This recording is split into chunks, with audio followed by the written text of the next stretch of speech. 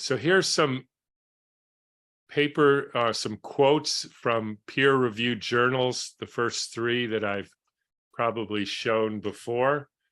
I can make this a little bigger. This is about antibodies. Again, these were all lifted from peer-reviewed journals.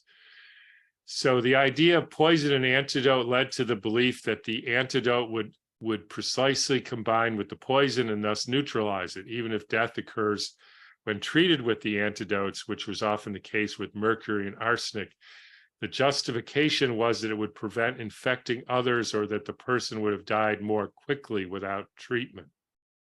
When Paul Ehrlich, who invented chemotherapy and immune theory, slowly poisoned horses with toxic plant extracts so that they could survive otherwise lethal concentrations of the poison for a time, he found there was an increase in protein in the blood.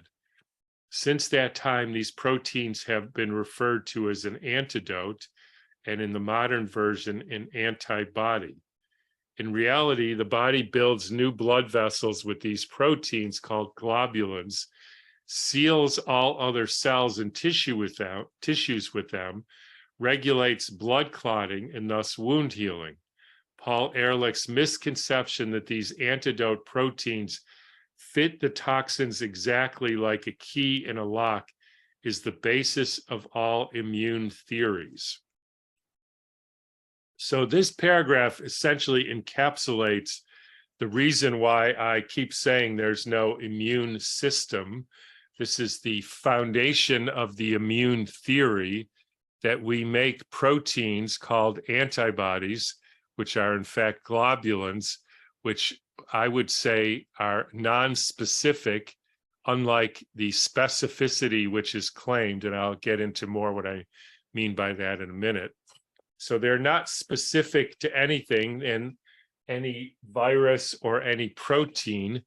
They are non-specific proteins that regulate clotting and that wound healing. And so they cannot be used in any way to identify the protein.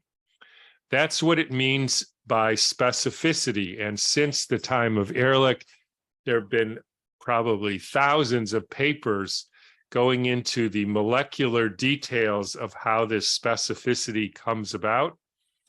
But the fact of the matter is, nobody has been able to prove specificity, meaning one antibody is specific, that is, only binds and only binds to one specific antigen or protein or part of a protein or toxin. That's what we mean by specific. The antibody, if it was specific, could be used to identify the protein. If it's not specific, it can't be used to identify the protein. That should be obvious. And so specific means it's unique to that protein. Non-specific means it's not unique to that protein. If it's specific, it can be used to identify the protein, since that's the only possible thing it could be reacting to. If it's non-specific, then it can't possibly be used to identify the protein. So next, in reality, these globulins, which are presented as antibody and used in antibody tests, only come in a few size classes in different charge states. Only the size and the state of the charge on the one hand, and the composition of the liquids on the other hand, in which the antibodies are supposed to react with the bodies, decides whether a reaction will occur or not. Even a slight change in fluid composition, temperature, or pH can cause antibodies to bind to all substances or none. And this is the case that the antibodies are not specific and that they're reacting to non-specific proteins, and the reaction is more based on the composition of the fluid, such as the temperature or the pH, or maybe the oxidation reduction potential, or maybe some other things, but they are not reacting to a specific antigen, protein, or toxin at all. This is the reason why all antibody tests, for example, against pathogens, types of cancer, etc., can be easily manipulated, are arbitrary, and without meaningfulness. Even the package inserts for these tests state that there is no calibration standard.